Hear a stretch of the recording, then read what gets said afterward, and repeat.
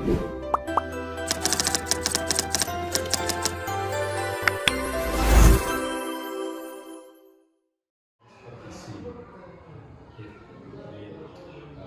di Karangasem, tapi dia tinggalnya di Denpasar. Misalnya di Denpasar, agak dong nih yang BP dia ke Karangasem. Kita benjang yang meter kereta api lingkar dari jadi dia PP dari Karangasem ke Denpasar. Gitu. Dan sekali tim tiang yang ajak hari ini ke Pak Putu Mariana, ke kalau dari Payangan setiap hari PP ke Denpasar. Fisiknya kuat sekali nih, luar biasa. Latihan perkuat. Padahal jarak tempuh waktu tempuhnya sama, Pak. Jarak tempuhnya kan beda. Waktu tempuhnya sama. Mungkin bisa 1 jam, 1 jam 15 menit. Kalau tiang dari Denpasar kebetulan di Karangasem tiang di kota sekitar 1,5 jam, tidak beda jauh. Gitu. Tapi rasanya terkuat tiang gitu. Yang dari Putu tiang ini kan dari Sitong ini kan. Niki kita akui di pandemi kemarin kita mengalami kemunduran untuk bisa mendampingi anak-anak mereka. Kemunduran dalam hal ini yang dimaksud adalah ada anak-anak kita dalam 2 tahun terakhir ini masih memiliki kompetensi yang harus dicapai seperti anak-anak kelas 1 atau kelas 2. Karena 2 tahun ini ada anak-anak karena belajar di rumah, ada yang belum bisa membaca, ada yang belum bisa mengeja huruf, ada yang masih perlu dikenalkan suasana pembelajaran luringnya. Nah, mungkin Bapak Ibu, ini yang harus kita jadikan sebuah tantangan, tantangan bahwa ada literasi loss, ada learning loss, ya. Ada berkurangnya kemampuan anak kita karena dampak pandemi kemarin. Tapi selain itu juga yang masih menjadi PR besar kita, tantangan besar kita adalah bagaimana secara internasional anak-anak kita itu ketika diberikan sebuah kasus-kasus, sebuah fenomena, sebuah situasi yang memerlukan nalar kritis, anak-anak bisa menerjemahkan. Ini terbukti dari survei, dari hasil PISA 2018, karena belum ada yang terbaru, kita masih ingin kita jadikan ketika anak-anak itu diberikan sebuah penalaran, kita masih agak kurang, Bapak Ibu. Nah, inilah yang menyebabkan Mas Menteri menghadirkan sebuah kebijakan Merdeka Belajar itu dengan standar pelayanan minimal yang harus dicapai adalah terciptanya penguatan literasi dan numerasi, kompetensi literasi dan numerasi bagi peserta didik yang akan terwujud ke dalam profil pelajar Pancasila.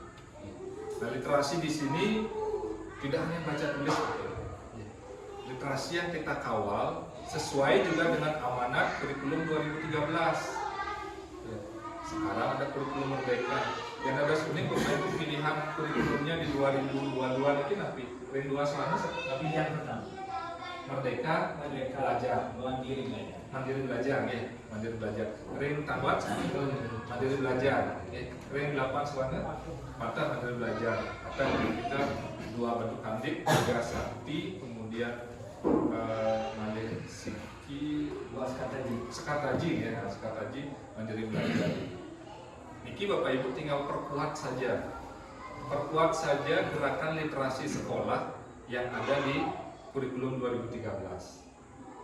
Kalau gerakan literasi ini kan amanatnya ada di sana. Kita harus mengawal 6 literasi dasar, Bapak Ibu. 6 literasi dasar ini harus kita kawal. 2 literasi sudah kita siapkan dengan asesmen nasional, literasi baca tulis dan literasi numerik. Jadi anak-anak itu tidak hanya kita kawal literasinya terhadap teks, terhadap tulisan, terhadap wacana, terhadap cerita, tapi juga numerik, ya. Paham menerjemahkan simbol-simbol angka, paham mengoperasionalkan fungsi-fungsi angka. Dan yang ketiga, Bapak Ibu, sains, literasi sains itu masuk di sains, ya, literasi sains itu masuk di pembelajaran, mata pelajaran terintegrasi di sana. Bapak Ibu mengenalkan anak-anak kita lakukan pembiasaan 15 menit membaca agar anak-anak nikah senang dulu membaca. Senang dulu membaca. Apa yang mereka senang materinya, buku apa yang senang mereka baca, kasih. Menumbuhkan rasa senang untuk melakukan membaca ya, aktivitas membaca. Setelah senang, baru literasi sainsnya masuk. Kan bacaan bertema IPA, kan bacaan bertema IPS, kan bacaan bertema matematika, budaya. Kemudian literasi yang keempat yang harus kita kawal, literasi IT, literasi digital. Bapak misalnya, buku belum datang, di perpustakaan terbatas ada referensi buku. Bapak bisa unduhkan, kalau sinyal internetnya di sini agak kurang stabil, dan DJ Bapak menemukan sinyal internet yang stabil, unduhkan video YouTube, unduhkan gambar yang menginspirasi di YouTube, ini kan ditampilkan kepada anak kita. Jadi menggunakan media digital, ya, literasi IT-nya. Paling tidak Bapak Ibu, dari anak-anak itu cara menggunakan HP yang benar, cara menggunakan HP supaya HP-nya bermanfaat. Dia punya satu contoh kasus, bagaimana HP itu bisa menjadi sesuatu yang sangat-sangat bermanfaat.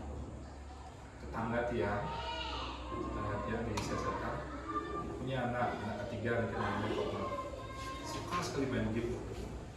Pokoknya HP-nya nih ya, game-nya isinya Pak. Sampai bapaknya bilang, oh anaknya main game juga. Tapi ternyata itu ditakuni Bapak. Itu ditakuni dan menghasilkan. Tahu Bapak Ibu apa yang dilakukan? Komang ini buat akun yang banyak, akun game. Nama akunnya terinspirasi dari kartunnya Naruto, Konoha. Main game, dimainin di akun 1, punya belasan akun ya, akun 1 atau 2 dimainin. Akun 1 sampai level 7, akun 2 sampai level 8, sampai level 9. Terus teman-temannya yang suka main game, mati suka main game, suka, dia punya akun, levelnya sudah intermediate. Kalau Pak Madi mulai dari beginner, dari awal, prosesnya panjang, lama waktunya. Pak juga harus keluar uang, beli gom, beli stone atau misalnya itu yang perlengkapan di sini. Ini sudah level menengah. Yang jual ke Pak Madi 1.500.000. Terjual Pak. Bahkan beberapa waktu lalu sebelum pendampingan ini yang tanya, Bang, udah paling mahal nggak ada akun 4.200.000 Pak De. 4.200.000 paling mahal gitu. Targetnya nanti makin kelas 3 SMA. Targetnya setelah tamat SMA, di rekeningnya dia harus berisi uang 60 juta. Target itu Pak. Target diri sendiri. Sampai tiang kene, mani lawan misi 60 juta di rekening, tolong screenshot ya kirim ke Pak D. Mau Pak D jadikan bahan inspirasi. Itu kalau dikelola dengan benar. Ya, kalau dikelola dengan benar. Misalnya anak-anak suka dengan mengedit video, mengedit gambar, mungkin arahkan saja, buat aja akun IG, Instagram, follower di sana. Mungkin yang salah satu profesi yang banyak ditekuni oleh anak-anak muda kita adalah content creator. Pak Made ring 8 suara bikin gue homestay, dia datang sebagai content creator. Pak Made dia punya follower 10.000. Lalu dia promosikan homestay Pak. Patutnya Pak Made bisa ngerti. Pak Made Oh, dia promosinya dia punya followers 10.000. Dia yakin 10% pasti akan melihat homestay Pak Made. Dan dari 10% yang melihat, dia yakin 25-30% datang. Kan itu bisa 10.000 followernya, 10% yang melihat, 1.000 orang yang melihat. Ada jaminan 25% bisa datang 250 orang. Jadi Pak Made mengendorse Tiang, bayar Tiang 5 juta. Hasil Tiang mengeksplor tempat Pak Made, Tiang nginep di sana 2 hari. Tiang buat foto, pose di kamar mandi, pose di tempat tidur. Kalau ada kitchen, pose di kitchen, pose di halaman. Share Tiang, upload Tiang di IG. Itu potensi menghasilkan. Anak-anak kita misalnya ada bakat di sana, tapi malah sering tanggal ini ada dua orang ini yang kelas 1, 5 orang yang kelas 4. Itu bisa sangat efektif pembelajarannya. Setiap hari pembelajarannya seperti FGD, grup discussion, ya, diskusi intensif, bermain intensif. Sangat bisa seperti itu. Dan Tiang yakin ya, guru kelas 4-nya bisa memetakan berlima nanti. Ya. Anak ini potensinya di sini, bakatnya di sini. Pasti bisa, hanya 5 orang itu pasti tahu dah gitu kan. Sehingga harus diberikan akselerasi apa? Oh, anak ini senang dan antusias belajar jika Tiang berikan tayangan video.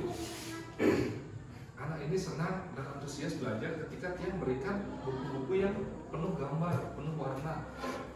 Anak ini senang akan belajar jika memberikan sebuah gambar-gambar gitu nih, gambar-gambar yang di belakang. Niki kalau membaca senang sekali, pun dia membaca. Bapak Ibu dengan 5 orang murid Niki, roh yang bisa diambil di kurikulum Merdeka dari implementasi kurikulum 2013 adalah pembelajaran terdiferensiasi. Merdeka dan Bapak Ibu mengajar. Berikan ruang seperti itu. Jadi jangan terkutuk lagi dengan batasan-batasan mapel, kan tidak dituntut ketuntasan ya. Bapak memilih yang paling esensial. Prinsip kurikulum Merdeka sama. Apa yang paling esensial dari Bapak Ibu Niki yang menurut kebutuhan dan daya tangkap anak, ketersediaan bakat anak di sana